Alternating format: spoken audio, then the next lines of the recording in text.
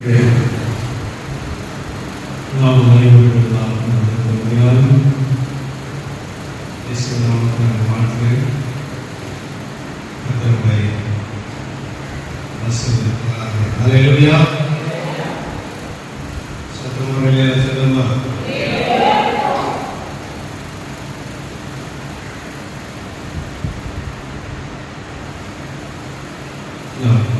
குறிப்பிட்ட வாக்குத்தத்தத்தை வாசிப்போம். 1 புத்தகம் 29ஆம் அதிகாரம்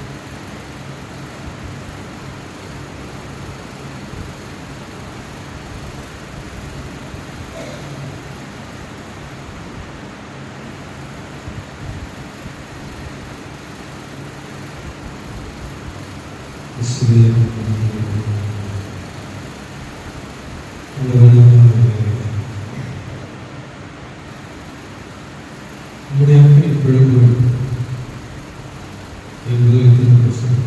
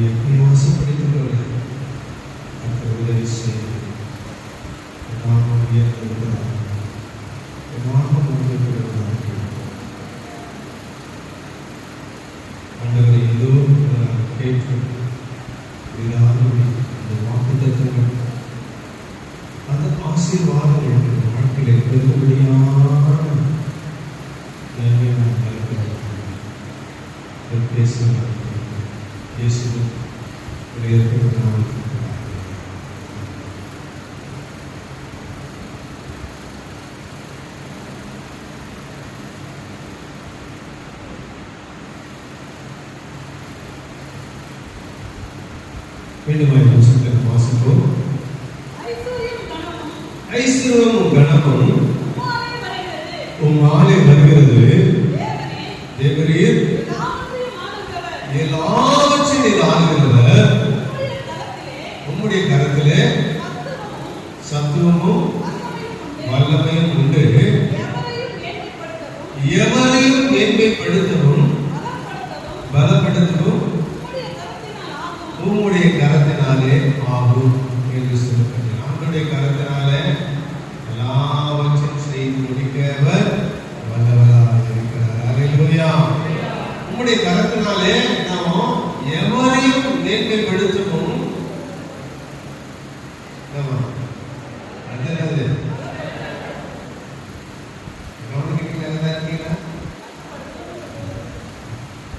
எவரையும் மேன்மைப்படுத்துவோம் பலப்படுத்துவோம். யார் கருத்துல ஆண்டோடைய கருத்துல கருத்துடைய நாம மையப்படுவது. ஆண்டவர் நினைச்சாருன்னா எது வேணாலும்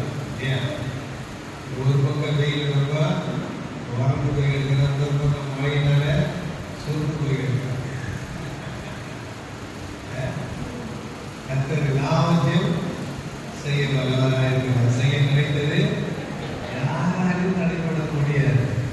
வல்லமை நிறைந்தவராக யாரை நினைக்கிறார், எவரையும் மேம்படுத்த நாம வாக்குத்தத்தங்களை குறித்து பார்க்கணும். ஆனா இதுல இருக்கிற முக்கியமான கருத்துக்களை பார்க்கலாம். நம்ம மேலிருந்து வரக்கூடிய அந்த வசனத்துக்கு கீழே இருந்து மேல போகணும். எப்பவும் மேல இருக்குது கீழே வந்தா நம்ம சரிஞ்சு எழுதுகிறாங்க இல்லையா? அப்ப கீழே இருந்தா மேல போகணும். அல்லேலூயா. தேவன் நாம ஆண்டவர் நம்மை உயர்த்துகிறவரா இருக்கிறார். அந்த உயர்வு நீங்க சொல்ல எவரையும் மேன்மை மேன்மை என்றால் என்ன? மேன்மைனா மேன்மைனா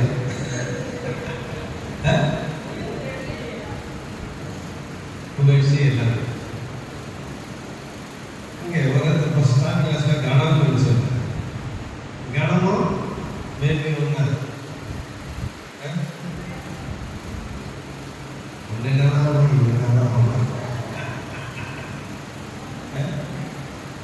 கணம் என்பது மேன்மை என்பது கணம் என்ன இருந்தது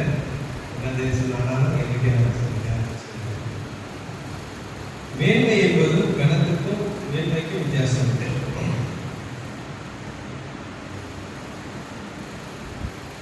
கணம் என்பது நம்மை கனப்படுத்துகிற ஒரு கணத்துக்குரிய ஒரு இடத்துல இருந்து தான் நம்ம கனப்படுத்துகிற ஒரு கவுன்சில நம்ம கனப்படுத்துகிறோம். அவர் கணத்துக்குரியவராக இருக்கிறார் இல்லையா? ஒரு பதவி படித்தவர்கள் ஐஏஎஸ் எல்லாம் அவர் கணத்துக்குரியவராக இருக்கிறார். மேன்மை என்பது அது உயர்வு தான். ஆனால் அது கொஞ்சம் வித்தியாசமான உயர்வுன்னு சொல்லலாம். இப்போ மினிஸ்டர் பெரியவரா பெரியவர்? மினிஸ்டர் பெரியவர், பிய சின்னவர். ஆனா நம்ம என்ன சொல்லலாம்? மினிஸ்டர் கிட்ட இருக்கிறதா இந்த பதவி சின்னது, ஆனா இருக்கிறாடா பெரிய கணத்துக்குரியவர் மினிஸ்டர்னா. ஆனால் அந்த கணத்துக்குரிய இடத்துல யார் இருக்குது? மேன்மையான இடத்துல அந்த பிய இருக்கு. அல்லேலூயா. ஏன்னா அந்த பிய இருக்கிற இடத்துல என்ன பண்ணுவீங்க? மனைவி கொடுக்கணும் இல்லையா? சொந்த கொண்டு கொடுக்கணும். ஏன்னா அவ்வளோ அதிகாரம் மினிஸ்டருக்கு போய் யாருக்கு இருக்குது? அந்த பிய. அந்த மேன்மை என்பது நம்ம இருக்கிற பதவி சின்னதா இருக்கும். ஆனால் அது எது எப்படிப்பட்டதா இருக்கிறது? மேன்மைக்குரியதாக இருக்கிறது. இப்ப நம்ம ஒரு இடத்துல வேலை செஞ்சுட்டு இருந்தோம், இந்த இடத்துல போனோம். அந்த இடத்தை விட நம்ம இல்லைன்னா பரவாயில்ல அங்க இருந்த. ஆனா அந்த காலத்துல கொஞ்சம் உயர்வு இருக்குது, பெரிய ஆபீசர் ஆகல. ஆனாலும் இதற்கு அது வேலை.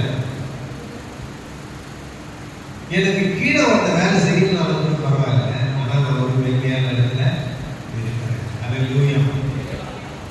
கர்த்தர் நினைச்சாருன்னா அவன் கொண்டு போய் இருப்பாரு, எவ்வளோ உயர்ந்தவனாலும் வைக்க முடியும். அல்லேலூயா. ஏன் சொன்னா மினிஸ்டரே நமக்கு தெரிஞ்சவராக கூட நடக்காது. அங்கே உள்ளவங்களை கேட்டுதான் நம்ம போகவே முடியும். இன்னைக்கு மருத்துவ சுகாதார மினிஸ்டராக இருந்தது என் பக்கத்துலேயே பார்த்துருந்து என் பக்கத்தில் சாப்பிடுவது எங்கேயுமே தூங்குவது எங்கள் அண்ணன் வகையிலே சில பின்னாடி போடுவது. இன்றைக்கு போய் நான் போய் பார்க்க முடியுமா? அவர் பார்த்தா அவர் கூப்பிடுவார். ஆனால் அவர் ஊரில் இருப்பார், நம்ம வந்து சேர்க்க முடியும்.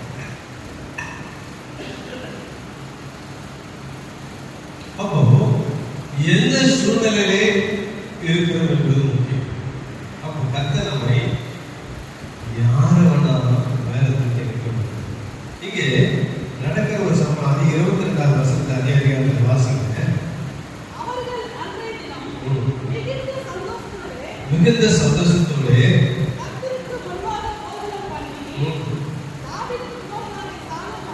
சாலமோனை 2ஆம் திசை ராஜாவாக்கி அதிபதியாகவும்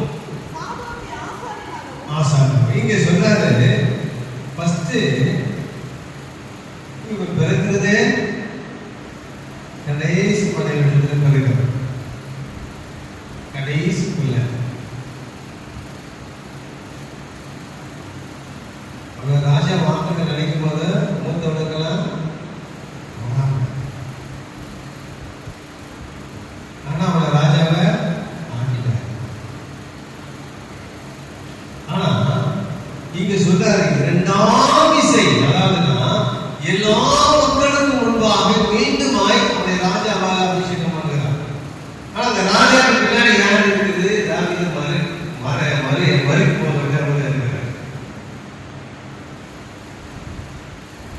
இரண்டாம் இசை ராஜாவாகவும் அதிபதியாகவும் மேன்மைப்படுத்துகிற ஒரு காரியத்தை உங்களுக்கு இதே தேசத்தில் கூட அவருடைய இரண்டாம் இசையை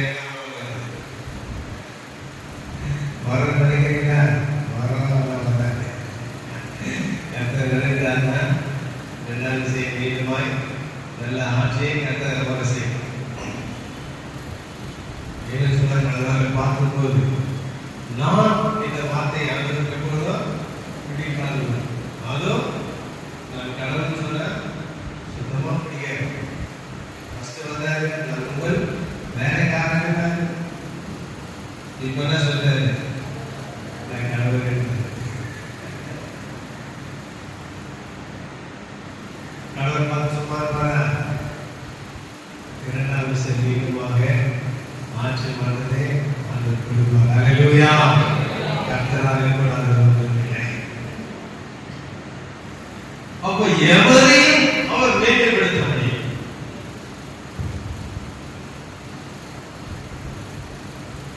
மேன்மைப்படுத்துகிற நிலைக்கு வந்து சொன்னா அவன் மேன்மை சீக்கிரம் கிடைக்க முடியும். ஏன்னா கொண்டு போன சம்பந்திக்கு மேல இருக்குது. அவன் எப்படி பண்ணலாமா? இன்றைக்கு நம்ம இந்திய தேசத்தில் பாருங்க, இந்தியா முழுவதும் ஒரு காலத்துல காங்கிரஸ் ஆனா இன்னைக்கு காங்கிரஸ் ஆயிடுச்சு, வீக் ஆயிடுச்சு, எல்லா இடமும் போயிடுச்சு. காங்கிரஸ் ஒரு கட்சி இல்லாம போயிடுச்சு. அப்போ விரைவில் அப்ப அந்த மேன்மைக்கு கொண்டு போகணும்னு சொன்னா அதுதான் நம்ம மறுபடியும் சாதாரணப்படணும், பலப்படணும்.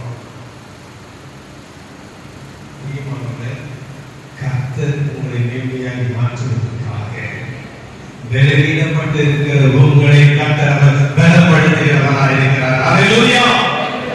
உன்னை மேன்மையிலே கொண்டு போகிறவராக மாற்றணும். மேன்மையிலே ஏற முடியும். போக முடியல. கஷ்டமான பாதை, கரடுமுரடான பாதை. அந்த பாதையை நடக்கும்படியாக, அந்த பாதையை படியிலே ஏறும்படியாக கர்த்தர் உன்னை பலப்படுத்துகிறாராய் இருக்கிறார். இல்லை கரங்களை தட்டி தேவனை மகிமைப்படுத்துகிறார். அந்த மேன்மைப்படுத்துவதற்கான பலம் நமக்கு இல்லை. ஆண்டவர் மேன்மைப்படுத்தினா நம்ம பலப்படுத்தினா தான் அங்க போகணும். கர்த்தர் பலப்படுத்துகிறார். எப்படியும் கர்த்தர் மேன்மைப்படுத்தும், பலப்படுத்தும். அப்படியே வேற வசனம் சொல்றது, அவன் கரத்துல என்ன இருக்குது? சத்துவம் இருக்கிறது, வல்லமை இருக்கிறது. பிரியமானவர்களே, நாம் மேன்மைப்படுத்தணும் சொன்னா பலப்படணும். பலப்படுறதுக்கு நமக்கு என்ன தேவை? முதலாவது சத்துவம் தேவை. ஆண்டவர் சொல்கிற சத்துவம் இல்லாததுக்கு சத்துவத்தில், பலன் இல்லாததுக்கு பலத்தில் தருகிறேன் கதை சொல்றேன். எங்க சொல்றாரு? இசையா 40ஆம் அதிகாரம் எத்தனை முறை படிச்சாலும் ஞாபகம் இல்லாத 20 அதெல்லாம் எத்தனை அதிகாரம்? 29, 40, 29 சோர்ந்து போகிறவர்கள் பலப்படுத்து, சத்துவம் இல்லாதவருக்கு சத்துவத்தை பெருகப்படுகிறார். இளைஞர் கிளைப்படைந்தது சோர்ந்து போவார்கள், மாறிபொருள் இடறி விடுவார்கள். காத்திருக்கிறவர்களோ புது பலன் அடைவார்கள். ஹல்லேலூயா. அப்போ ஒரு மேன்மை போகப்படணும்னா பலப்படணும்.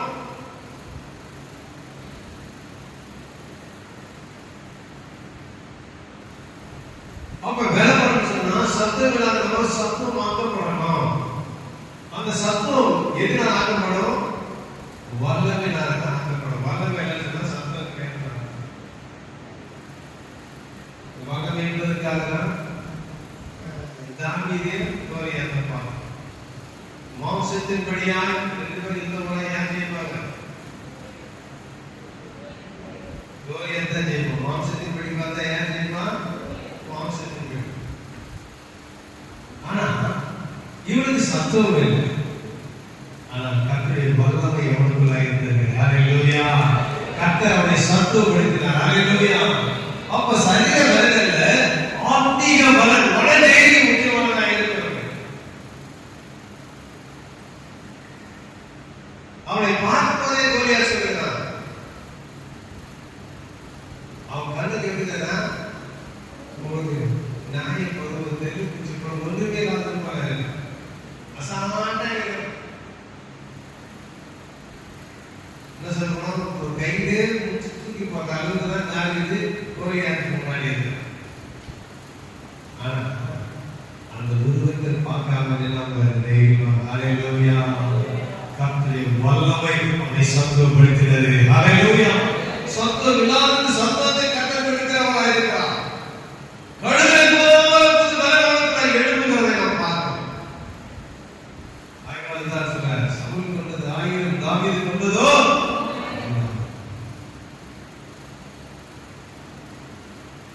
லட்சக்கணக்கான மக்களுக்கு வந்து குவித்து ராஜாவா நான் ஒருத்தனை தான் அவனுக்கு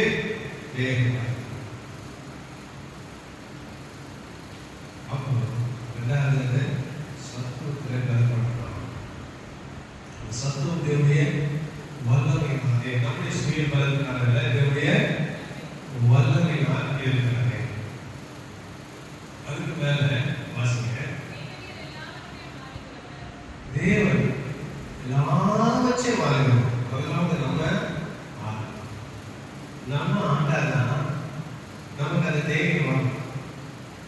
ஏன் சொன்னது போல 4 நாள் ஒன்றே அவன் உலகத்தில் இருக்கிறதையும் காட்டிலும் நமக்குள்ள இருக்கிறது தெரியும். அப்ப அவன் சரீரத்தை பார்த்துப்பாங்க, எனக்குள்ள இருக்கிற ஆண்டவரை பார்த்துப்பான். அவன் சொல்லிட்டு போது நான் வரல, நீ யாரை நிந்திக்கிற பாரு, அவருடைய நாமத்தில் வரடான்னு சொன்னான். ஹல்லேலூயா. அந்த மன தைரியம், அந்த சத்தம் அவனுக்குள்ள இருந்ததை நான் பார்க்கிறேன். அப்ப கர்த்தர் நம்மை ஆளணும். கர்த்தர் நம்மை ஆண்டானா நாம தேசத்தை ஆள முடியும். நம்ம கர்த்தரை ஆள கொடுக்கலன்னு சொன்னா என்ன ஆகலாம்? பிசாசு நம்மள ஆளணும். அதுக்கப்புறம் இன்னைக்கு சொன்னா நான் கடவுளே அது ஏன்னா நிறைய பேர் அப்படின்னா கொஞ்சம் வசதி கொஞ்சம் வலிச்சு என்ன பண்ணாங்க புஷத்துக்கு கூட கால காலம் நான் சொல்லு உட்காந்து தனி கேட்டேன் உட்காந்து அப்படியே போய் தனி கேட்டு முடியல இல்லை நிறைய பேர் நினைக்கிறது சரி உள்ள தானே அப்படியே கூட தண்ணி குடிக்கலாமா? அது அவன் எழுந்து வர போய் குடிக்கலாமா? என்ன மாறிச்சுல இஸ்ரவேலில் கார் கழுவாம தீக்குள்ளே நுழையும். அப்போ புருஷன் வெளியே வரும்போது என்ன பண்ணுவாங்க? ஃபர்ஸ்ட் கார் எடுத்து தண்ணி எடுத்து போவாங்க. அதுக்கப்புறம் ஒரு துண்டை கொடுப்பாங்க. அதுக்கப்புறம் குடிக்கிறதுக்கு தண்ணி எடுக்கணும். இப்போ காரி வெள்ளாச்சாங்க யாரு நீங்க நான் தொடர்ந்து வாங்க.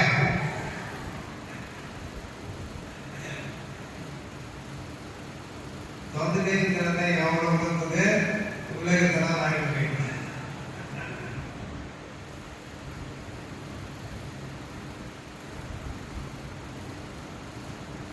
இன்றைக்கு காலத்துடைய சூழ்நிலையில மாறினேன்.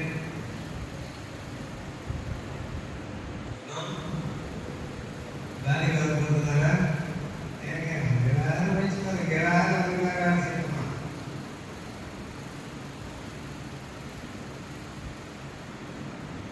வேலை செய்யணும் பரவாயில்ல, வேலை செய்யாதுன்னு ரொம்ப பண்றாங்க.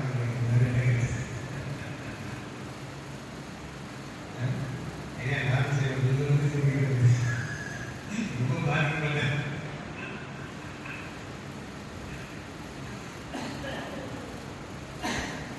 தேவன் உயர் முதலாவது கர்த்தர் நம்மை ஆளுவதுதான் நாம தேசத்தை ஆளும். ஆனால் நாமே சிலருக்கு எனக்கு எல்லாம் அதிகாரம் இருக்கு, எல்லாம் பவர் இருக்கு.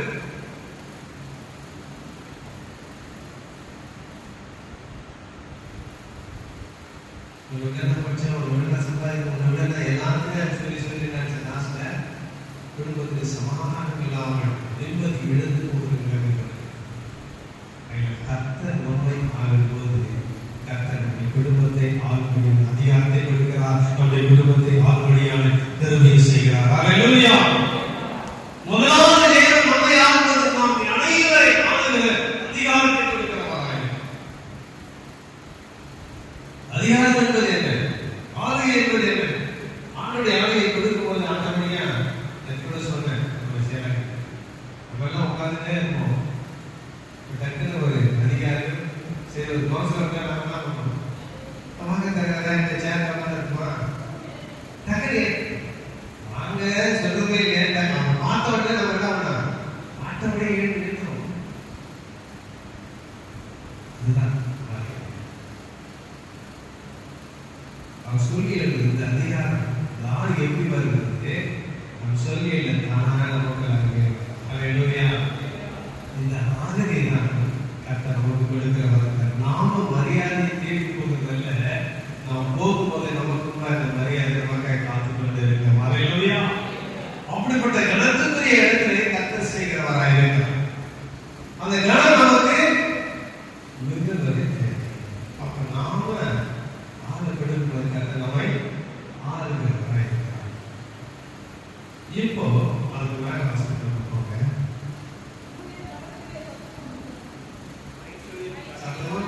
மனசுலயே படிக்காதீங்களா?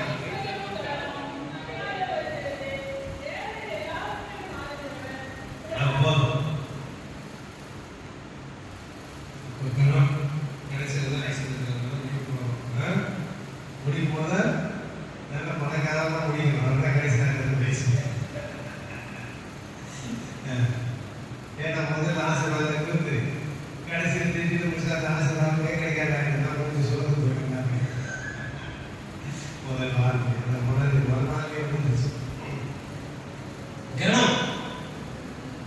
நாம் அவருடைய ஆளுகைக்குள்ளாய் போகும்போது நம்மை ஆளுகிறவரை கர்த்தர் மாற்றும். அந்த ஆளுகிறவர் மாற்றத்தான் கணம். இந்த கணம் என்பது என்ன?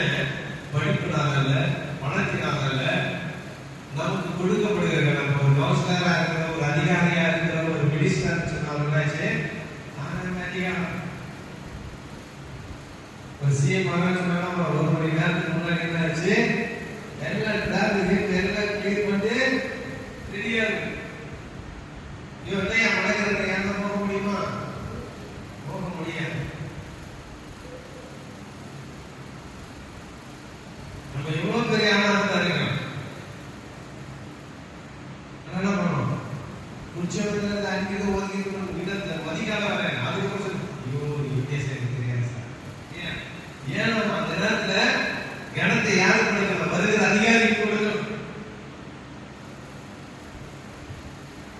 அப்போ ஆண்டவர் நம்மை ஆளுவது, நாம் ஆளுகிறவரை மாற்றுகிறார்.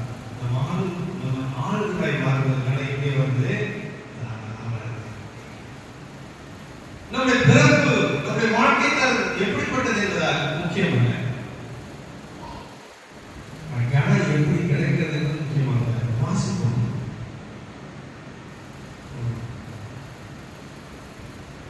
ஒன்று 4ஆம் புத்தகம் 4ஆம் அதிகாரம் 9ஆம் வசனத்தை வாசிக்கிறேன்.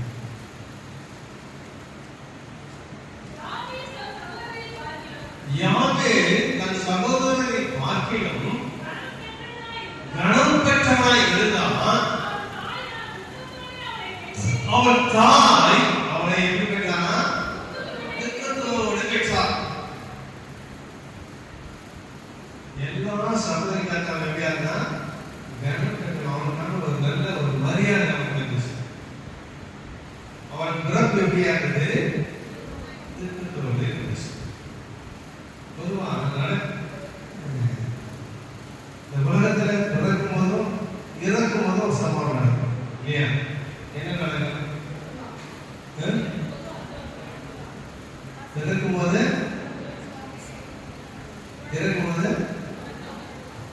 நான் சொல்லுகிறது பிறக்கும் போது ஒரே காது, இறக்கும் போது ஒரே காது. அழுகு. பிறக்கும் போது குழந்தை அழுகும், இறக்கும் போது சுற்றி நெருங்கிறது நடக்கும் இல்லையா? ஒரே சம்பவம் நடக்கும். பிறக்கும் போது குழந்தை அழுகிறது, இறக்கும் போது சுற்றி நெருங்கிறது நடக்கும். பிறக்கும் போது குழந்தை அழுகிறாரு, சுற்றி இருக்கிறாங்கன்னா சந்தோஷம். மறிக்கும் போது மறிச்சு போறது சந்தோஷம். எப்பா எப்பொழுது எடுத்து நாம போறோம்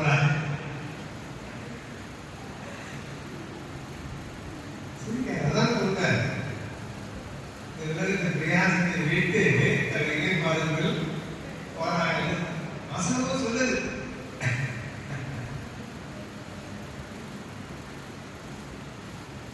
ஆனா இங்க பிறப்புல நடக்கிற ஒரு வித்தியாசம். யாபேஸ் பிறக்கும் போது எப்படி பார்த்தா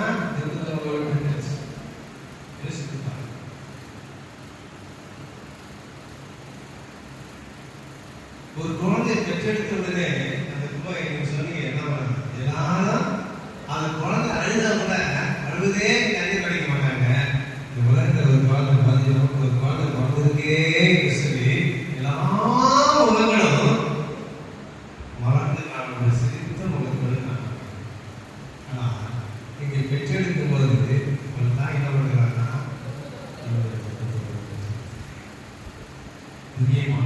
உலகத்துல பிறந்த நாம் துக்கத்தோடு நாம் பிறந்திருக்கிறோம். வாழ்ந்து கொண்டிருக்கிற வாழ்க்கை துக்கமானதாக இருக்கிறதா?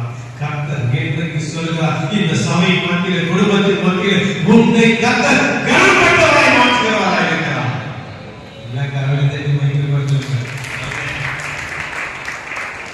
உன் வாழ்க்கையை துக்கம் நிறைந்த ஒரு வாழ்க்கையாக மாற்றலாம். ஆனால் கர்த்தர் சொல்கிறார், உன்னை கனத்துக்குரியவராய் மாற்றுகிறேன்.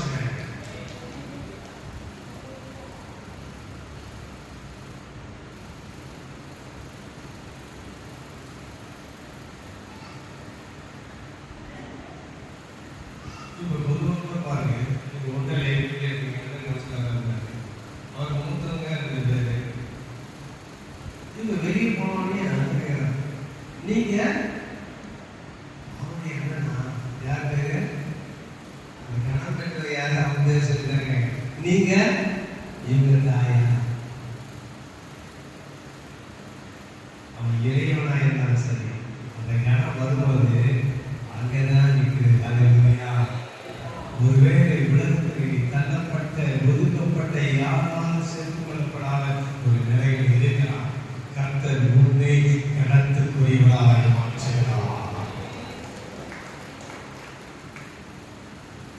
உன்னை நினைக்கும் கணவர்கள், பிள்ளைகள், குடும்பங்கள், சூழ்ந்து இருக்கிறவர்கள், உன்னுடைய வேலை ஸ்தலங்களில், படிக்கிற இடங்களில் உன்னை துக்கப்படுத்திக் கொண்டு இருக்கிறாரா? நினைக்காதீங்க. எங்க துக்கப்படுத்துறாங்களோ அதே இடத்துல நீ கணத்துக்குரியவரை கர்த்தர் மாற்றுவார். நீ எங்க துக்கப்படுகிறாயோ அந்த இடத்துல கர்த்தரை கனப்படுத்துகிறவராய் இருக்கிறார். அப்படிப்பட்ட ஒரு சம்பவம் நடந்தது. அந்த சம்பவத்தை நான் சொல்லி நான் முடிக்க பிரயாசப்படுகிறேன். எஸ்தர் வாழ்க்கையில் நடந்த ஒரு சம்பவம் 6ஆம் அதிகாரம் 7 வசனத்தை நாம் வாசிப்போம். ராஜாவை நோக்கி ராஜா கணம் பண்ண விரும்புகிற மனுஷனுக்கு செய்ய வேண்டியது என்னவென்றால், ராஜா கணம் பண்ண விரும்புகிற மனுஷனுக்கு செய்ய வேண்டியது என்ன?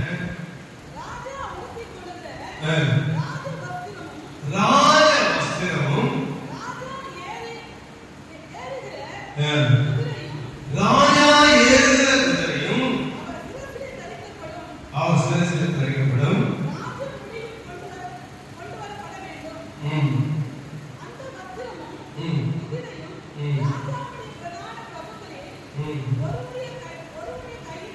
கொடுக்கப்பட வேண்டும். ராஜா கணம் பண்ண விரும்புகிற மனுஷனை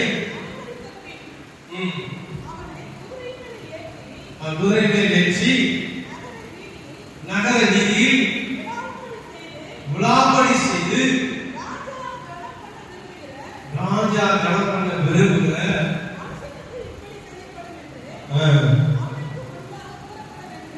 ஆமா, நீங்க நடக்கிற ஒரு சம்பவம் நமக்கு எல்லாருக்கும் தெரிஞ்ச ஒரு சம்பவம். ஒரு நாள் ஒரு மனுஷன் ஆமாங்கிற ஒரு மனுஷன் ஆமா சொல்ல போனா ராஜாவுக்கு ஒரு செடப்பிள்ளையா இருக்காரு இல்லையா? ரைட்டர் ஒரு இடம் பண்ணுங்க சொன்னா அவருடைய ஆசைப்பாரு. ஏன் நான் தான் ஒரு ரைட்டனா இருக்கிறேன் தவிர யார சொல்ல போறாங்க? அதனால அவர் ஆசைப்பட்டு ராஜா எந்த ஸ்தானத்துல இருக்கிறாரோ அதே ஸ்தானம் அவனுக்கு கொடுக்கணும்னு சொல்றாரு. ராஜா உடுத்துகிற உடை, ராஜா ஏறுகிற குதிரை, ராஜாவுக்கு முன்பதாக சேனை தலைவர்கள் முன்பதாக ஊர் ஃபுல்லா ஊர்வலமா வந்து அவளை கணப்படுத்தணும்னு சொல்றாரு.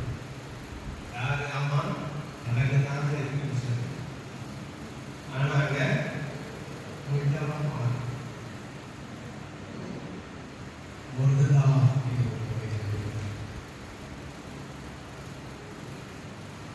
அவன் எங்க இருந்தான்? ஆயிரத்தி வாசல் பள்ளியில காவல்காரனா இருந்தான். சாதாரண சுத்தி இருக்கிறான். ராஜா வாசல் பொதுவா கட்சிக்காரங்க வீட்டில் டெய்லி எல்லாரும் சுத்தி இருப்பாங்க. நாலு பசங்க எப்பவும் சுத்திட்டு எப்போ வெளியே வந்தா நம்மளை பார்த்து சரி கட்டு என்ன பார்த்து ஏற்கனவே நடந்துருக்கும். அது வந்து சுத்தி இருக்கிறாங்களே எல்லாரும் நினைச்சாங்க. வெளியே தான் அவனுக்கு படுக்கை ஒருவேளை எங்க இருந்துச்சு, ஒருவேளை ராஜா பிளாட்ஃபார்மே படுத்து சாதாரண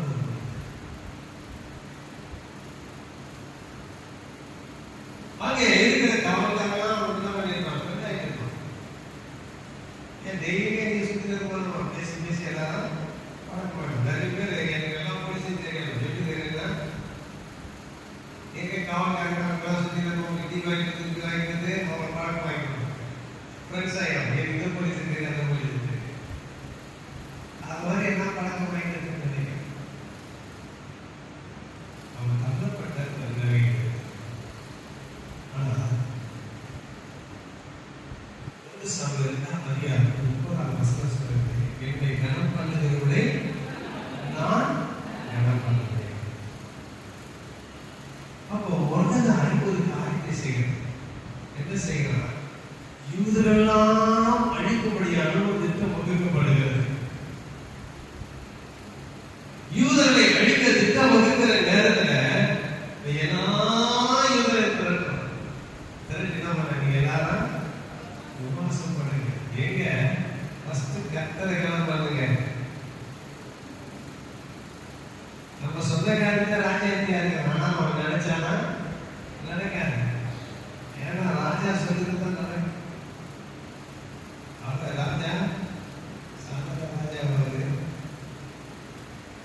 எப்படிப்பட்ட ராஜா? 137 தேசத்துக்கு 130 தேசமா 137 மாநிலம்.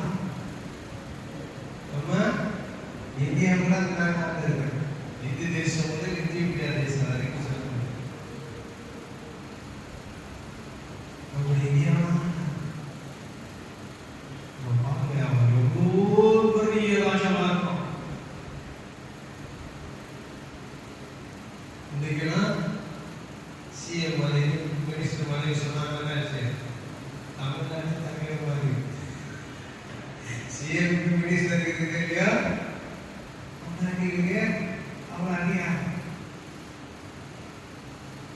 ஆனா அந்த கர்த்தரே கிடையாது. ராஜாவை பார்க்கிறத விட மனைவியை விட அதிகாரத்தை தான் போக முடியும். அதான் அந்த பார்லிமெண்ட் நடக்கிற பார்லிமெண்ட் கூட்டம் நடக்கும்போது துணிகரமா நுழைய முடியாது. அந்த துணிகரமா நுழைவதற்கு முன்பதாக ஒரு ஆயத்தம் தேவை. அந்த ஆயத்தம் எங்க? கர்த்தரை கனப்படுத்துகிற ஆயத்தம். ஹல்லேலூயா. கர்த்தருக்கு முன்பதாக மொர்தெகாய் கூட்டத்தை சேர்ந்த அனைவரும் தேவனுக்கு முன்பதாக முறையிட்டார்கள், தேவனை கனப்படுத்தினார்கள். அவன் அந்த ராணுவத்தில் ஒரு போர் சேவகனிலே காவல்காரன் அல்ல. அந்த அரண்மனை வாசலிலே வீதியிலே உலாவிக் கொண்டு ஒருவருக்கும் புரோஜனமற்றவனாய் காணப்பட்டான். ஆனால் நம்பிக்கையெல்லாம் கர்த்தர் மேலே. எனக்கு பிரியமானவர்களே, இந்த உலகத்தில் நீ அறியாதவனாய் காணப்படலாம், ராஜாவுக்கு நீ யாருக்கு தெரியாதவனாய் காணப்படலாம், அங்கே இருக்கிற அதிகாரிக்கு நீ யாருக்கு தெரியாமல் இருக்கலாம். ஆனா நீ கர்த்தரை பணிந்து கொண்டு கர்த்தரை கனப்படுத்த சொன்னா அந்த அதிகாரி முன்ன தேடி வருவாங்க. ஹல்லேலூயா. நீ ஆளுவதற்காக, உன்னை ஆளுவதற்காக கர்த்தருக்கு நீ கனப்படுத்த சொன்னா உன்னை தேசத்தை ஆளும்படியாக கர்த்தர் வச்சுக்கிறார். இன்னைக்கு முதலாய் கர்த்தருக்காக கர்த்தர் கொடுத்தார், கர்த்தருக்காக உபாசித்தார், கர்த்தருக்காக ஓடினார். நீங்க அவங்கள மாறிடுச்சு. இப்ப என்ன பண்ண? கர்த்தரை கடப்பணினா இப்போ மொர்தெகாயே அந்த ராஜா கடப்பணினா. ஹல்லேலூயா. இன்னைக்கு பிரியமானவர்களே, நீங்க உலாவிக்கொண்டு யாருக்கும் பிரயோஜனம் இல்லாத ஒரு சூழ்நிலை காணப்படலாம். கர்த்தர் சொல்கிறார், உன்னை கனப்படுத்த விரும்புகிறேன். ராஜா போட்டிருக்கிற வஸ்திரங்கள், ராஜா ஏறுகிற அந்த குதிரை மேலும் வீதி வர, வீதியிலே உலாவத உலகத்தை கர்த்தர் நம்மை கனப்படுத்துகிறார். மேன்மை சொன்னார், எவரையும் மேன்மைப்படுத்த ஒரு கரத்தினாலே, எவரையும் கனப்படுத்த அவர் கரத்தினாலே உன்னை மேன்மைப்படுத்த. நீ வீதியை வாழ்ந்து கொண்டிருக்கிறார், ஒன்றுக்கும் புரோஜனமற்ற ஒரு சூழ்நிலையில் வாழ்ந்து கொண்டிருக்கிறாயா? கர்த்தர் உன்னை கனப்படுத்துகிறார். இன்றைக்கு தேவ சமூகத்தில் வந்திருக்கிற பிரியமான சகோதர சகோதரி, அந்த ஒன்றைக்கு நம்மை பார்த்து சொல்கிறார், அந்த பெண்ணுடைய பிறப்பு துக்கமாயிருக்கிறது, என் வாழ்நாள் முழுவதும் துக்கமாயிருக்கிறது. அரண்மனையில் ஒரு வேலை கூட இல்லை, உள்ளே நுழைவதற்கு தகுதி இல்லை, நான் வீதியை உலாவிக் கொண்டு ஒன்றுக்கும் ரோசம் இல்லாமல் இருக்கிறது என்று சொல்லி அழைத்துக் கொண்டிருக்கிறார். அந்த வெள்ளைக்கு சொல்கிறார், உன்னை கனப்படுத்தி ராஜாவுடைய சிங்காசனத்தில் அமரும்படியான அதிகாரத்தை கற்றுக் கொடுக்கிறவராய் தேவன் வைத்திருக்கிறார். ஹல்லேலூயா. அந்த கனத்துக்குரியவரை நம்மை மாற்றுகிறார். அவரால் முடியும், மனுஷனால முடியாது. எல்லாம் தேவனால முடியும். இன்றைக்கு உன்னை மாற்றி உயர்த்துகிறார்.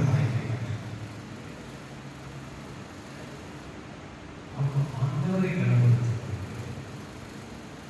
ஆண்டவரை பெருமைப்படுத்துவது கர்த்தர் நம்மை கனப்படுத்துகிறார்.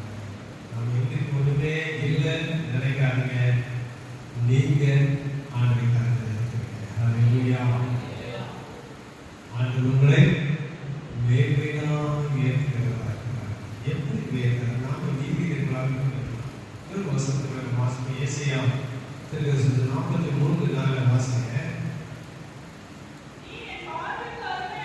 நீ பார்வைக்கு அருமையானபடியினாலே கனம் பெற்றாய். உலகத்தின் பார்வைக்கு நாம கனவீனமாய் இருக்கிறோம், ஆனா கர்த்தருடைய பார்வைக்கு எப்படியா இருக்கிறோம்? அருமையா இருக்கிறோம். ஹல்லேலூயா. கர்த்தரை நன்றி சிரிச்ச முகத்தோடு நம்ம நன்றியை சொல்லுங்க. ஹல்லேலூயா. ஆமென்.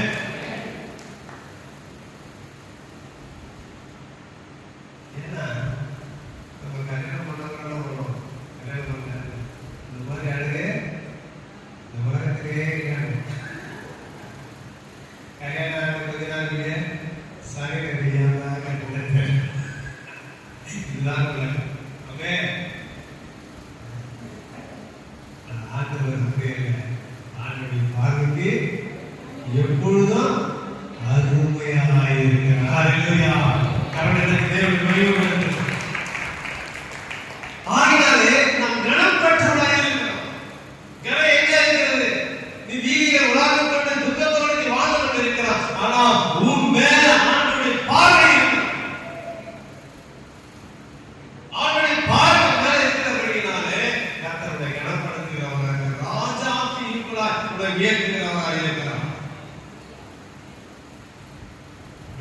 ஆசீர்வாதத்தை கர்த்தர் நிச்சயமா எங்களுடைய வாழ்க்கையை தொடர்ந்து போகிறது. ஹல்லேலூயா.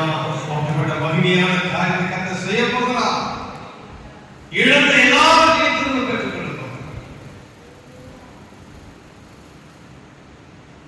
இன்னொரு வசனத்தை வாசிக்கலாம். சரியா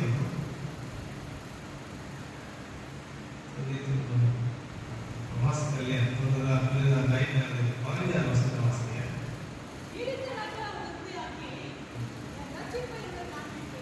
சங்கீதம் 91. அவன் என்னை நோக்கி கூப்பிடுவான், நான் அவனுக்கு மறு உத்தரவை அருளி செய்து ஆபத்திலே நானே அவனோடு இருந்து அவனை தப்புவித்து அவனை கனப்படுத்துவேன் என்று கர்த்தர் சொல்கிறார். கர்த்தர் உனக்கு ஆபத்து வருதா? வேலை வருதா? நம்ம பாட்டு நிறைய சொல்றாங்க, இது வந்து சர்ச்சை போறீங்களா? டாக்டருக்கு முன்பு நேரம் இருக்குது, என்ன நடக்கிற கொடுமையா நடக்கிற சொல்லுவாங்க. நிச்சயமா நிறைய பேர் நம்ம பார்த்து சொல்லுவாங்க. எதுக்கு சொல்லுவாங்க? பின்னாடி சொல்லிக்கிறாங்க இல்லையா? நாம அந்த ஆபத்து நேரத்தில் இந்த சொல்ற வார்த்தையை பார்க்கிறாங்க. யாரும் பார்க்கலாம்? ஆண்டவரை நோக்கி கூப்பிடலாம். ஹல்லேலூயா. அவரை நோக்கி கூப்பிட்டு சொன்னா அந்த ஆபத்துக்கு நம்மை தப்பிவித்து நம்மை எந்த வாய் சொன்னதோ அந்த வாய்க்கு முன்பாக நம்மை கனப்படுத்துகிறவராக இருக்கிறார். ஹல்லேலூயா. நம்மை உயர்த்துகிறவராக இருக்கிறார். நம்மை மகிமைப்படுத்துகிறவராக இருக்கிறார். இது அவ்வளவுதான். சில வியாதியா இருக்கலாம், சில பிரச்சனைகளா இருக்கலாம், இனி தேராதுன்னு நம்ம சொல்லியிருக்கோம். ஆனா அதே கண்களுக்கு முன்பதாக கர்த்தர் நம்மை குணப்படுத்துகிறார். ஹல்லேலூயா. சத்தமா சொல்லுமா? அப்படிப்பட்டது நம்முடைய தேவன் நம்மை குணப்படுத்துகிறார். கடைசியா முடிக்க போறோம். எதுல முடிக்க போறோம்? தொடக்கத்துல முடிக்க போறோம். எங்க முடிக்க போறோம்? சத்தமா சொல்லு. தொடக்கத்துல முடிக்க போறோம். மாசம் நடக்க துவக்கம் ஆர்வமா இருந்தாலும் முடிவு சம்பந்தமா இருக்கும். சம்பந்தமா தான் என்ன இருக்கா? தொடக்கத்துக்கு போயிடணும். ஏன்னா தொடக்கத்துல நம்ம அப்பமா நினைக்கிறோம் இல்லையா? நம்ம பார்த்தோம் பிறக்கும் போதே யாருடைய சேர்த்துனா துக்கத்தோடு பெற்றிருந்தார். அங்க தொடக்கத்துல வந்து நிற்கலாம். அங்கதான் ஆசீர்வாதம் தொடங்குது. ஹல்லேலூயா. சத்தமா சொல்லுங்க. எல்லாரும் மொத்தமா சொல்லுங்க. எல்லாம் வாயை திறந்துதான் சொல்லுங்க. நிறைய பேருக்கு வாய் எதுக்காக தெரியல. நானும் ஒவ்வொரு நாளும் பார்த்துக்கிறேன். ஒவ்வொரு ஞாயிற்றுக்கிழமையும் கிட்டத்தட்ட ஒரு 10-15 நிமிஷம் நான் சோதனை சொல்றேன். ஒரு சில நேரத்தில் கண்ணு வந்து பார்க்குறேன். ஒரு வாயை அசைத்து சோதனை பண்ண மாட்டேன். சோத்திரத்தோடு ஜனத்தை ஆரம்பிக்கும் சொல்லிட்டு ஆரம்பிக்கிறேன். ஆனா அப்பதான் பேங்க் கை வந்து பைபிள் எடுத்த பக்கத்தில் இருக்கிற ஜீவத்தம் பாஸ்ட் கண்ணு மூடி இருக்கிற பைபிள் எடுத்து கொடுக்குறதோ எப்போ பாஸ்ட் கண்ணு மூடுவாரு நம்ம வேலையெல்லாம் பார்க்கறாங்க. நிறைய வேலை கிடைக்கும்.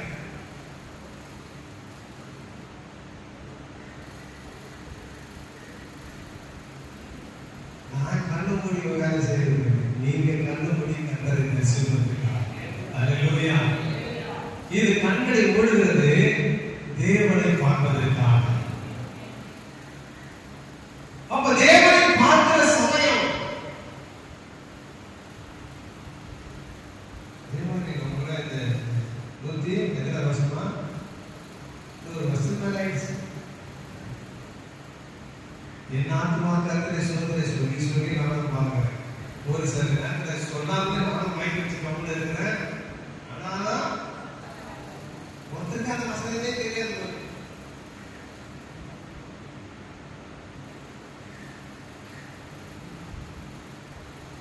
ஏன்னா அமெரிக்காவில் ஒருத்தர் பேர் கேட்குறான் ரோட்ல, அது கிறிஸ்டின் எல்லாரும் எழுதுறான். நீ கிறிஸ்தவர்களா? ஆமாம் கிறிஸ்டின். பேர் நீ பைபிள் படிக்கிறியா? பைபிளா? இன்னொரு கிறிஸ்டின். ஆமாம் பேசுங்க. ஜபம் பண்ணலையா? ஜபமா? கிறிஸ்தவனா இருக்கிறானா? ஜபம் பண்ணுறது இப்படியே சுற்றி சுற்றி வாங்க. ஒருத்தர் ஒரு வசனம் சொன்ன ஒரு வசனம் கூட சரி கத்தி செய்யணும் கத்திர சோதரி சொல்றாங்க. அது ஒரு வசனம் தான். முஸ்லிம்களை பார்த்து கேட்கறாங்க, கடற்கரை குரான் கட்டளை சொல்லுவாங்க. கிறிஸ்தவர்கள் சொல்றதுக்கு வசனத்தில் இல்லை, வசனம் படிக்கிறது இல்லை. ஜபம்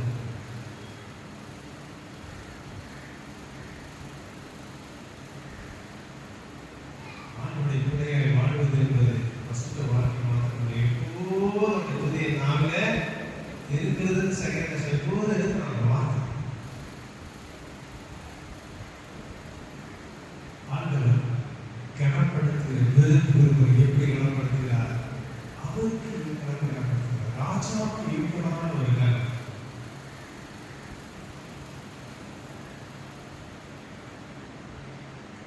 கர்த்தர் வந்து சொன்னார், நீங்க என் குமாரன் குமாரன். அப்ப குமாரன் சொன்னா தகப்பனுக்கு இருக்கிற அத்தனை அந்தகாரங்கள் அதிகாரங்கள் அந்தஸ்து யாருக்குது? பிள்ளையாரிடம் கொண்டு. ஹல்லேலூயா.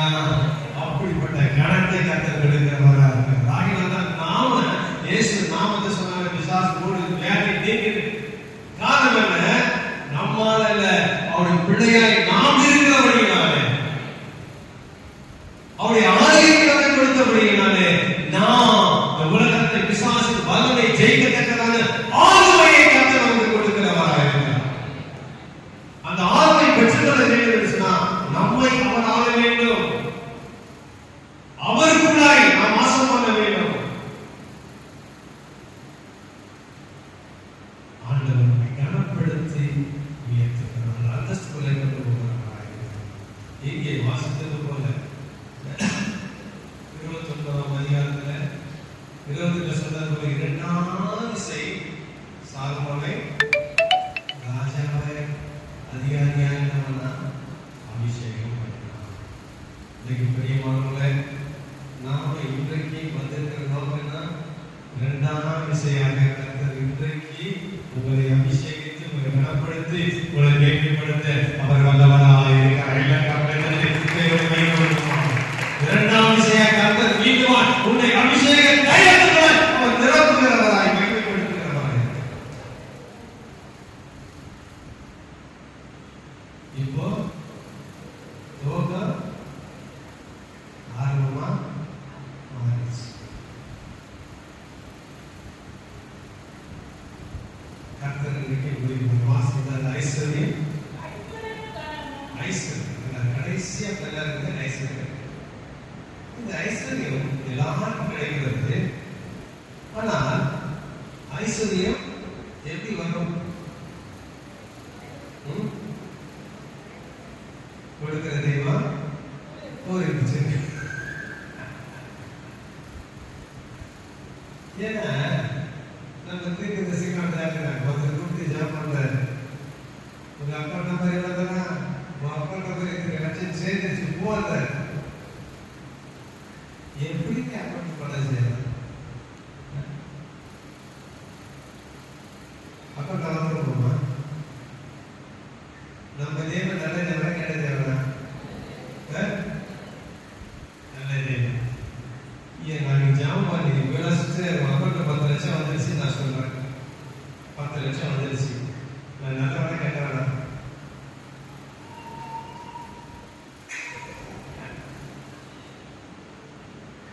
ஆண்டவர் சொல்றாரு சொல்லி வந்தவங்க நான் பேசுறதை கேட்டுருக்கீங்களா? கேட்டு நினைக்கிறேன். கேரளாவில் ஒரு ஊழியக்காரர் சொல்றாரு, மக்கள் நம்ம சொல்றாரு, ஏன் ஆண்டவர் நம்ம நல்லவன்னு சொல்றாங்க, கெட்டவனா மாறும். இப்போ அவங்க அக்கௌண்ட்ல 10 லட்சம் வந்துருச்சு சொன்னா அந்த 10 லட்சம் எங்க வந்துருமா? இன்னொருடைய அக்கௌண்ட்ல இருந்து எடுத்து அங்க போட்டுருக்கோம். அதுதான்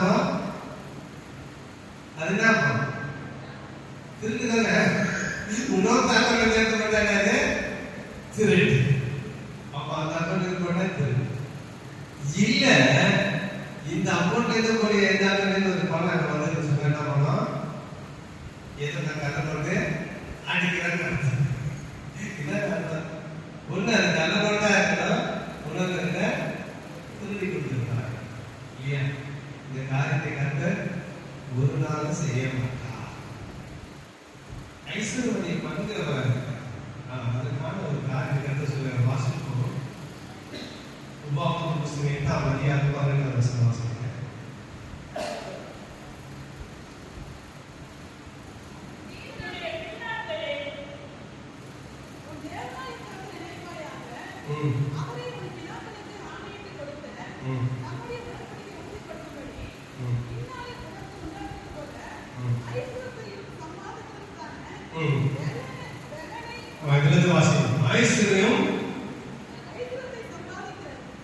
ஐஸ்வர்யம் சம்பாதிக்கிறதுக்காக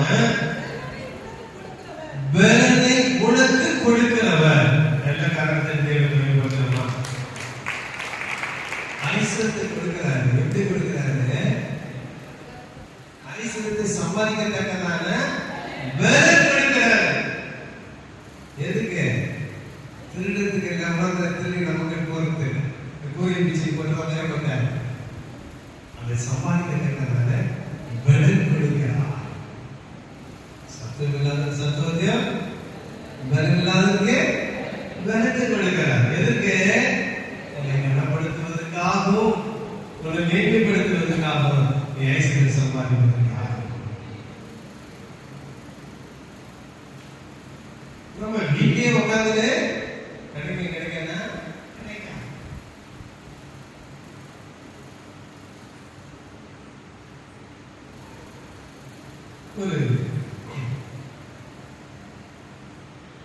ஒரு கதை சொல்றோம். ஒரு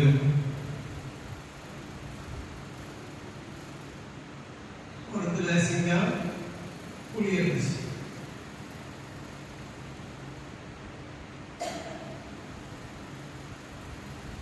ஒரு மானை அடிச்சு சாப்பிட்டு அந்த ஒரு புலிக்கு கால் அடிப்பட்டு சொல்லிச்சு. அது ஓட முடியும். அடிச்சுட்டு பாதியே போட்டு போயிடுச்சு. அந்த புலி நம்ம வேண்டுதல் வந்தவரே எனக்கு கால் ஒன்றுனால நம்மளுடைய வேட்டையாடி ஒன்றும் பண்ண முடியாது. அதனால என்ன பண்ண எனக்கு ஆகாரத்தை கொடுங்க. அப்போ ரெண்டு ஒரு மான் வந்து நான் அது புலியில விட்டுச்சு. இப்ப என்ன பண்ணாரு? அடிச்சு சாப்பிட்டாரு. ஆஹா, இது நல்லா இருக்குது. எங்க வீட்டுல உணவு வர்றாரு வேட்டையாடு உட்காந்து எடுத்துக்காம இருந்தா என்ன தேடி தேடி வாங்க. ஒரு நாள் ஆச்சு, 2 நாள் ஆச்சு, 10 நாள் ஆச்சு, 1 மாசம் ஆச்சு. ஒரு ஆளுங்க ஒரு ஆளுங்க சம்பாதிக்கத்தக்கதான் பலன் தருகிறார். உட்காந்து சோம்பேறிய சாப்பிட கர்த்தர் ஒரு நாளும் விரும்புகிறவர். ஹல்லேலூயா. சத்தமா சொல்லமா? ஆமென். உட்கார்ந்துதான் நமக்கு நடக்காது. பலனை கொடுக்கிறவராக. அது மாத்திரமல்ல, அந்த ஐஸ்வர்யம் சம்பாதிக்கிறதுக்கான முதல் அடிப்படை நமக்கு தேவையானதாக இருக்கிறது. வாசிப்போம். நீதிமொழிகள் 22ஆம் அதிகாரம் 4ஆவது வசனத்தை வாசிக்கிறேன்.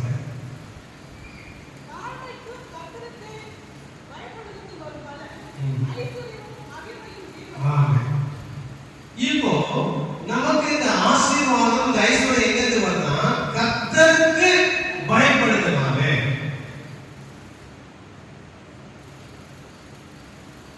இப்போ ஒரு இடத்துல நம்ம ஒரு வேலைக்கு போறோம் இல்லையா? இப்போ நம்ம கீழே எதுக்கு வேலை செய்யறாங்க? 30 பேர் ஒரு கீழே வேலை செய்யறாங்க. இவங்க ஒரு அதிகாரத்துக்குரியவர்களா இருக்கிறாங்க. 30 பேர் வாய்தா வாங்குறாங்க அதிகாரத்தில் இருக்கிறாங்க. இப்போ இவருக்கு மேல அதிகாரி ஒருத்தர் இருப்பாரு. எதிர்பார்க்க மாட்டாரு. இப்போ அவர் வரும்போது கீழே சொல்லி சார் ஏங்க 30 பேர் வேலை செய்யறாங்க உங்ககிட்ட நான் வந்து அப்படின்னு சொல்ல முடியுமா? என்ன பண்றாங்க? தாழ்மை அவசியமா இருக்காங்க.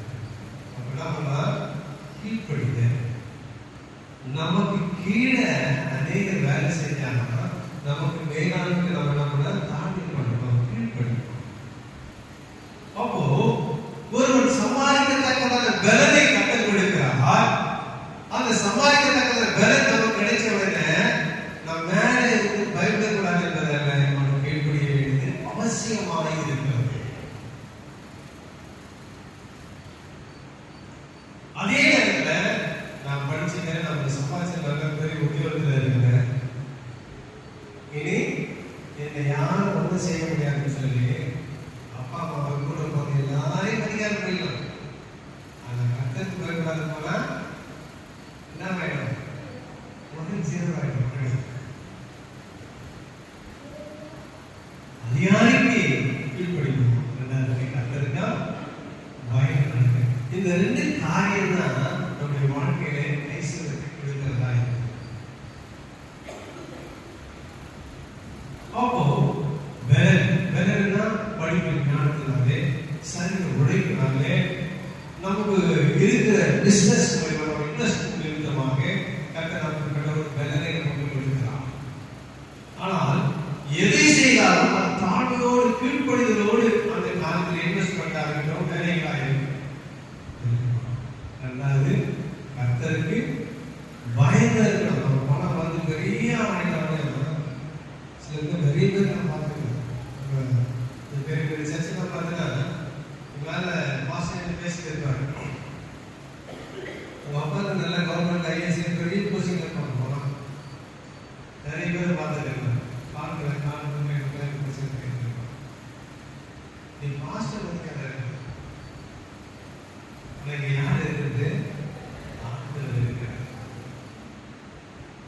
ஆண்டவருக்கு உடனால் படியும். ஆனால் உடல் படிக்க சேரலாம் சேரலாம் ஏமாப்படுறது மைய மரியாதைகளான உட்கார அந்த வாழ்க்கை நம்முடைய இருக்கக்கூடாது. ஆண்டவரை கணிதப்படுத்துவது போல நம்ம நினைச்சுக்கிறோம். இந்த மாஸ்டர் தான் பாஸ்டர் நான் பார்த்துருக்கேன். இந்த கமிட்டி மாதிரி இவங்கள மாதிரி அவங்கள மாதிரி இல்லாம இது வெளியே போய் பாசத்துக்கு வந்துருக்கும் மறைந்து கொண்டாரு. ஆனால் தேவனுடைய சபையில கீழ்ப்படிந்து பயந்து நடக்கிற ஒரு காரியம். இதனால்தான் கர்த்தருக்கு பயப்படுத்தார். ஆண்டவர் ஆசீர்வாதம் சம்பாதிக்கிறார். பலனை கொடுக்கிறார். அந்த பலனை நம்ம வந்து நம்ம தாழ்மையோடு கீழ்ப்படிதலோடு நாம் செய்ய வேண்டியதாக இருக்கிறது. நாம் எவ்வளவுதான் உயர்ந்தாலும் அந்த உயர்வுல கர்த்தருக்கு பயப்படுவதிலே, கர்த்தரை தேடுவதிலே, கர்த்தருக்கான முக்கியத்துவம் கொடுப்பதிலே ஒரு நாளும் நாம விட்டுவிடக்கூடாது. ஏன்னா நிறைய பேர் ஏன் சிஸ்டர் ஏன் லேட் ஆகிறாங்க, ஒரு நாள் தான் லீவ் கிடைக்குது. என்ன பண்றாங்க? கொஞ்சம் லேட்டா எழுந்து அப்படின்னு சொல்லுவாங்க. ஆண்டவருக்கு காணிக்கிறது தேவை. அந்த முடிவில் பணத்தை மட்டும் பார்த்து ஆசீர்வாதத்தை வாங்கிட்டு போயிடுது. சில பேர் அந்த ஆசீர்வாதத்தை வாங்காத போயிடுறாங்க. நாட்டுமா கர்த்தரை சொல்லி கண்டுக்காம சர்ச்சில் பாதி பேர் காணாம போயிடுறாங்க. ஆசீர்வாதமே வாங்காத போயிடுறாங்க. எல்லா திருச்சபைகளும் பாருங்க ஆசீர்வாதம் கூறி முடிச்ச பிறகு எல்லா விசுவாசமும் அவங்க இருக்கிற இடத்துல உடனே பண்ணி ஒட்காமோ அவங்க ஒரு 2 நிமிஷம் ஜபம் பண்ணிட்டு தான் அந்த இடத்துல எடுத்துக்கணும். வார்த்தை என் வாழ்க்கையை அபியாசப்படுத்தும். அந்த ஆசீர்வாதத்தை பெற்றுக்கொள்ள உதவி செய்யும்போது சொல்லிட்டு தான் எழுத வேணும். நம்ம ஆசீர்வாதம்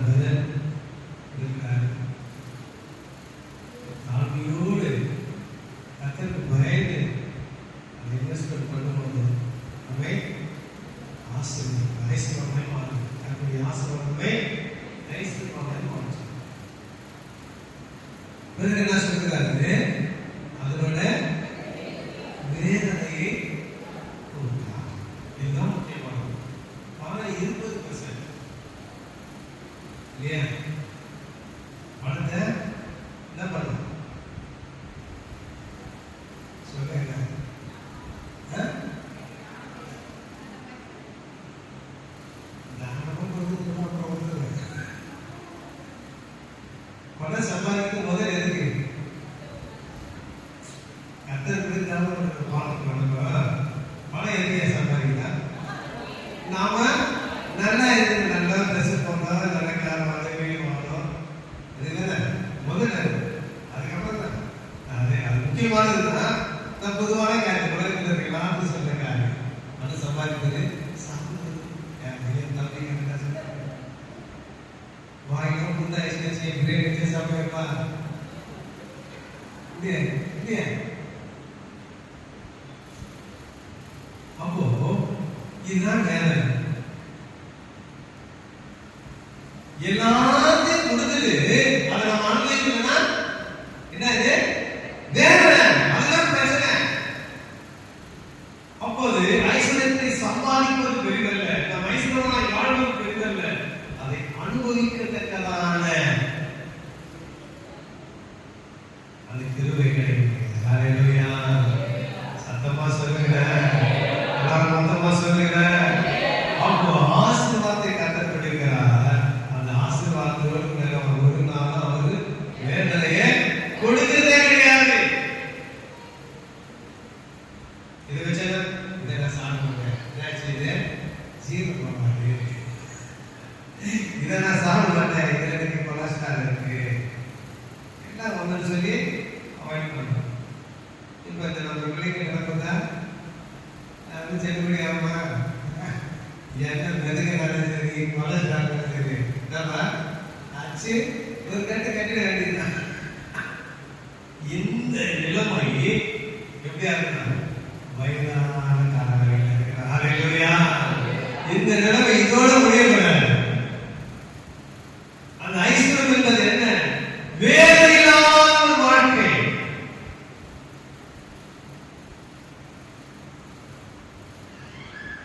இப்பதான் இருந்தாரு சொன்ன மாதிரி எல்லாம் தான் கடவுளுக்கு கொண்டு வந்தாரு. நான் தர்மம் பண்ணணும். சிலர் பண்ணதில்லை, கடவுளுக்கு கொடுத்ததில்லை, தானமும் பண்ணதில்லை. இப்ப வேலை நமக்கு தானா வருது. எப்படி சொல்லு? ரைட்டுக்கு வராது. உள்ள நூறு சமைக்குது, உள்ள 10 லட்சம் இருக்கு, எந்த கத்திரையும் தூக்கி போயிடு. இதாங்க இது ஒரு விதமான ஒரு வேலை இல்லையா? அப்ப நானும் தர்மம் செஞ்ச யாருக்கு? கத்தருக்கு கடன் கொடுக்குற மாதிரி. அப்பதான் சரி நம்மளுடைய அவன் நிச்சயமா தேடும். அப்படி தெரியாம திரும்பி போனோம்னா எத்தனை கொடுத்துருவோம்? என்னதான் நம்மளுடைய வாழ்க்கையில நிறைய நடந்திருக்கு, நிறைய பேருடைய வாழ்க்கை. அது திருப்பி எதுக்கு நடக்குதுன்னா, என்னாவது நேரத்தில் நம்ம எங்கனாவது ஒரு தடவை நம்ம பண்ணியிருக்கோம். அதுக்கு நம்ம பனிஷ்மெண்ட் கொடுத்துருக்காங்க, சில வேலை பண்ணுவார். அது நமக்கு தெரியாது. அது கண்டுபிடிச்சாண்டு ஆமாண்டு வேலை மணி சொல்லும்போது கத்தர் நமக்கு திருப்பி கொடுக்கிறவங்க பிடிமானவங்க ஆண்டு வயசுக்கு கொடுக்கிறவங்க இருக்கிறார். அதோடு வேதனையை ஊட்டுகிறவர் பிரியமானவர்களே, இன்றைக்கு தேவன் எவரையும் மேன்மைப்படுத்தும் பலப்படுத்தும் கர்த்தருடைய கரத்தினாலே. ஹல்லேலூயா.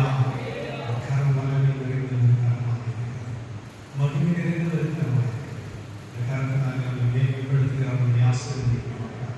நம் கண்களை மூடி ஆண்டவரை நோக்கி நாம் பார்ப்போம். ஹல்லேலூயா. ஹல்லேலூயா. கர்த்தருடைய நாமம் மகிமைப்படுவதாக. வல்லமையுள்ளவரே, மகிமை நிறைந்தவரே, சொல்லுகிறேன். சில நேரங்களில் நமக்கு கொடுக்கப்பட்ட வாக்குத்தத்தங்களை வாழ்க்கையில் நடக்குமா நடக்காதா? இது கேட்பதற்கு நல்லா இருக்கிறது. முடியுமான சொல்லி வந்திருக்கிறார். கர்த்தர் நிச்சயமாக எல்லாவற்றையும் செய்ய வல்லவராக இருக்கிறார்.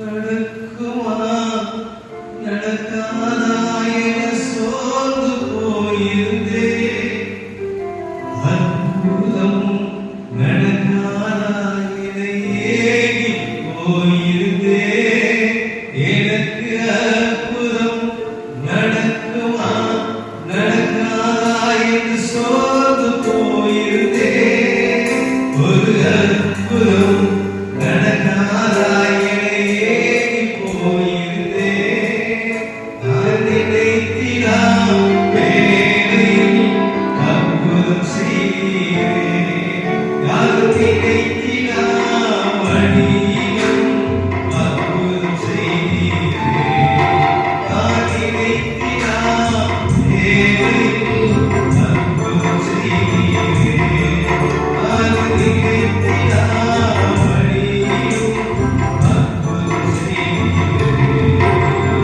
வல்லவரே செய்யும் வல்லவரே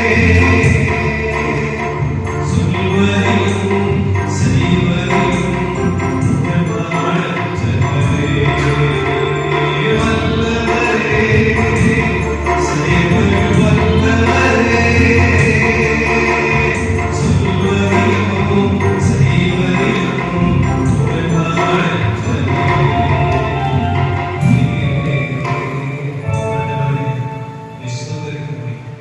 என் வாழ்க்கையிலே நடக்குமா நடக்காதா என்று சோர்ந்து கொண்டிருக்கிறேன். ஒரு அற்புதத்தை செய்த தேவன் இன்றைக்கும் சோர்ந்த நிலையில் நடக்குமா நடக்காதா என்று ஏங்கிக் கொண்டிருக்கலாம். வாழ்க்கையில் ஆசீர்வாதம் சமாதானம் தந்தார்.